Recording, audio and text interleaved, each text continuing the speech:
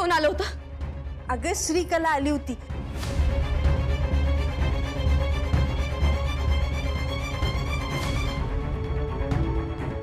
हे श्रीकलानं आणलंय आपल्या घरात.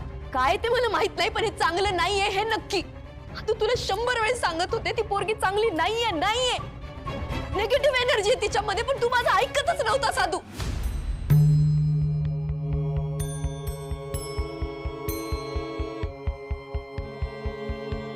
खरं तर इंदू अशी कधीच नव्हती.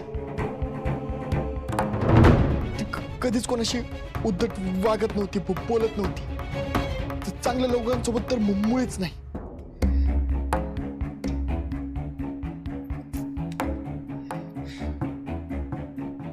किती विचार केला तरी श्रीकला विषयीची इंदूच्या मनात असलेली आडी काही जातच नाही. शाळेच्या टेन्शनमुळे तिला असं होत असेल का? किंवा कामाचा जास्त ताण म्हणून तर ती अशी वागत नसेल ना.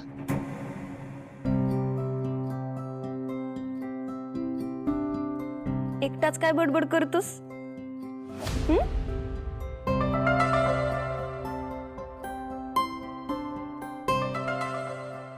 हे तुझा चहा.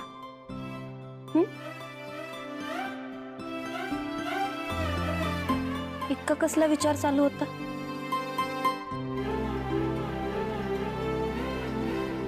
तुझाच विचार करत होतो. आदू, अरे 24 तास तुझ्या सोबत असते मी. एवढा विचार नकोस करू माझा.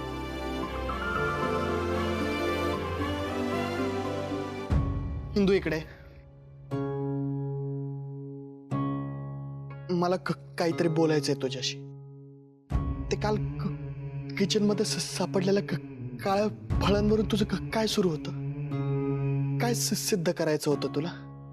हे बघ इंदू, मी तुला रागवत नाहीये. मी फक्त काळजीपोटीच बोलतोय का.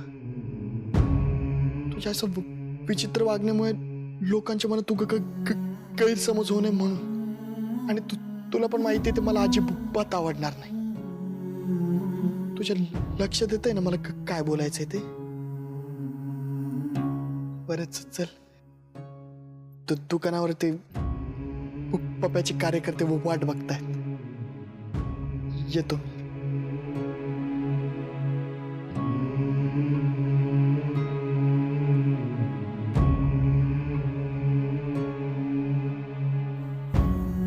माझी भीती खोटी ठरो, कारण ती जर खरी ठरली तर या घरावर खूप मोठं संकट येणार आहे. आणि ते येऊ नये म्हणून मला वाईटपणा घ्यावा लागणार. मी रक्षण करतेय या घराची.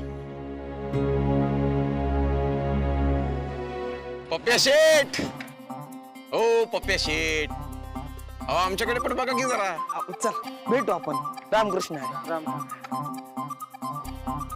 गोपाळ दिग्रसकर, तुम्हालाच आमच्यासाठी वेळ नाही आणि वरून तुम्ही असले टोमणे मारणार. हा अन्याय, हा पूर्णपणे अन्याय. असं नाही तर तसं. एक तर टोमणे तरी मारणार, नाहीतर कडू औषध तरी पाजणार. बघा पप्प्या शेठ, अहो मित्र याचसाठी असतात. राग, लोभ, नाराजी हे सगळं तुझ्यासोबत करणार, नाही तर काय माझ्या पेशंट सोबत करणार. बरं मग एक नंबर डॉक्टर साहेब सांगा, या कार्यकर्त्याला तुमची काय आज्ञा आहे? आज्ञा नाही, सल्ला आहे. या निवडणुकीला उभा राहा. बर. अरे या रंजलेल्या गांजलेल्या मागे पडलेल्या गावाला तूच प्रगतीपथावर नेऊ शकतोस. ही चेष्टा आहे की कॉम्प्लिमेंट? थांबू की जाऊ? अरे बाबा किती शंका घेतो मित्रावरती. अहो तसं नाही. सकाळपासून गावातला प्रत्येक माणूस मला हेच म्हणतोय की मोहितरावाला टक्कर देणारा तुल्यबळ माणूस मीच आहे म्हणे. आहेसच. आपला पूर्ण पाठिंबा आहे तुला. बघ, विचार कर, उभा राहा, या गावचा उद्धार कर. मी येतो, मला दवाखान्यात जायचंय. नक्की विचार करून कळवतो माझा निर्णय. चालेल.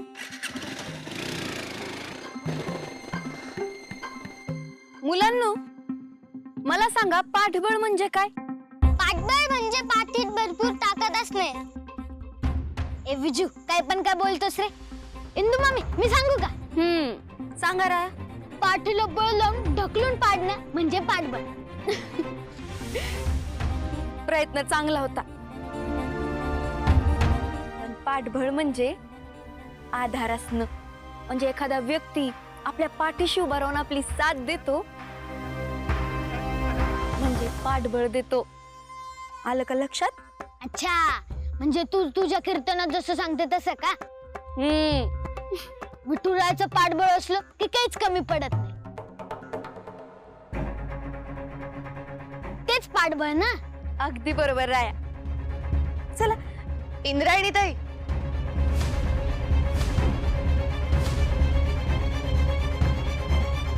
मी येऊ का? हाय मुलांनो. इंद्रायणी ताई, आय एम रिअली सॉरी. तुमचा तास सुरू होता आणि मी मध्येच आले ना. काही काम होतं का? ऍक्च्युली हो. काय की ही मुलं इतकी गोड आहेत ना की यांना भेटल्याशिवाय मला राहावतच नाही. म्हणून मी एक डिसिजन घेतलाय. आता मी इथेच नोकरी करेन कायमची. चालेल ना मुलांनो? पाहिलं किती आवडते मी मुलांना. इंद्रायणी ताई, एकदा का इथे शाळा उभी राहिल्यावर मला शिकवायचा चान्स मिळेल ना? नाही म्हणजे तुमची काही हरकत नसेल तर. तुम्ही लय भारी टीचर आहात. इंदू मामी तुम्हाला नक्की चान्स देईल. हो, पण हे सगळं तुम्हीच म्हणत आहात. तुमची इंद्रायणी ताई तर काही बोलतच नाहीये, गप्पच आहे ती. हो इंदुताई, अगं ती खूप छान शिकवते. तू प्लीज एक चान्स दे ना तिला. इंदुताई प्लीज एक चान्स दे ना. हो ताई, प्लीज एक चान्स दे ना. टीचर खूप मस्त शिकवते. हो इंदुताई, प्लीज एक चान्स दे ना. प्लीज एक चान्स दे ना इंदुताई. प्लीज प्लीज ना मम्मी, प्लीज इंदू मम्मी. अरे हो हो हो, थांबा. तुमच्या इंदुताईला बोलू तर द्या.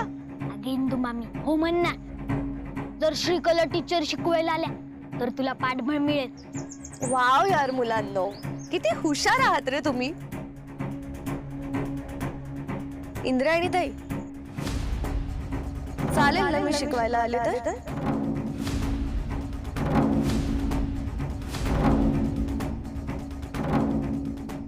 चालेल.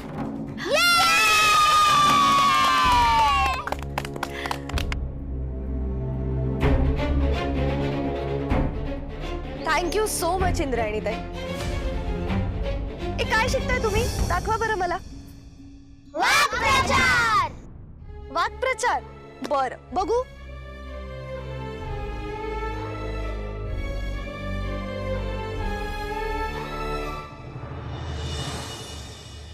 हे बघा, आता निवडणुकीचा काळ आहे आणि आता जर आपण विचारपूर्वक निर्णय घेतला नाही तर फक्त गावातच नाही तर आपल्या सगळ्यांचं खूप मोठं नुकसान होऊ शकतं. त्यामुळे आता सर्वानुमते या मोहितरावाच्या भ्रष्ट कारभाराला या गावात थारा मिळू द्यायचा नाही हे ठरवावं लागेल. बरोबर आहे माले मास्तर. आपल्या गावाला आता नवीन नेतृत्व पाहिजे. होय. जो आपल्या गावाचा विचार करेल आणि जो आपले प्रश्न समजून घेईल. अरे पण हे फक्त बोलताय तुम्ही सगळे. मोहितरावच्या विरुद्ध लढणार कोण याचा काही विचार केलाय का? पर्याय कोण आहे? कारण सत्तेची मजबूत पकड असणाऱ्या उमेदवाराला जर आपल्याला हरवायचं असेल तर आपला उमेदवार सुद्धा त्याच ताकदीचा आणि स्वच्छ चारित्र्याचा पाहिजे.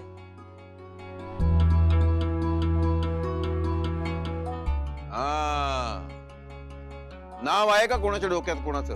आहे ना, चांगला हाडाचा कार्यकर्ता आहे, राजकारणाचा चांगला अनुभव आहे आणि महत्वाचं म्हणजे नीतिमान आहे. मास्तर म्हणजे आपल्या पप्प्याचं नाव सुचवायचंय का तुम्हाला? अगदी बरोबर ओळखलत. असं जर असं तर या नावाला माझं पुरेपूर अनुमोदन आहे. हा? एकदम परफेक्ट नाव आहे. आम्हाला तर मान्य आहे बा. अहो व्यंकू महाराज, तिकडं हायवेला आदोक्षज महाराजांचा ऍक्सिडेंट झालाय. काय? अधोक्षज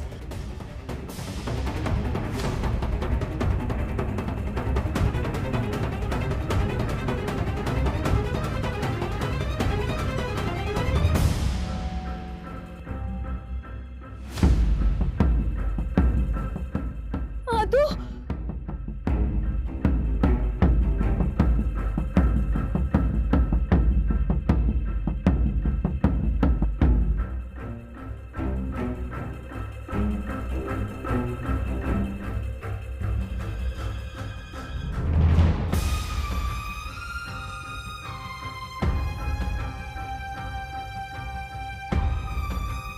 आदू तू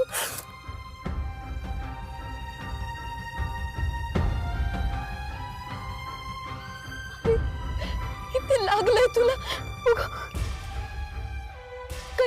असं काही झालं नाही ना हे कसं काय झालं तू कुठे गेला किती लागलंय तुला आदू अधोक्षज अरे खूप लागलंय तुला.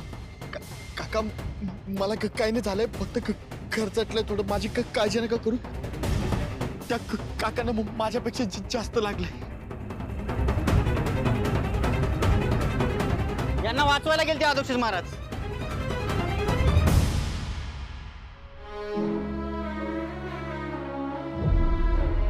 अधोक्षज नक्की काय प्रकार आहे हा? अहो तो मोहितरावचा कार्यकर्ता नाही का संत्या आडगजे त्याचे हे काका सत्तोबा आडगजे. अहो त्या संत्याने त्याच्या काकाला जीवे मारण्याचा प्रयत्न केलाय. काय बोलता हो.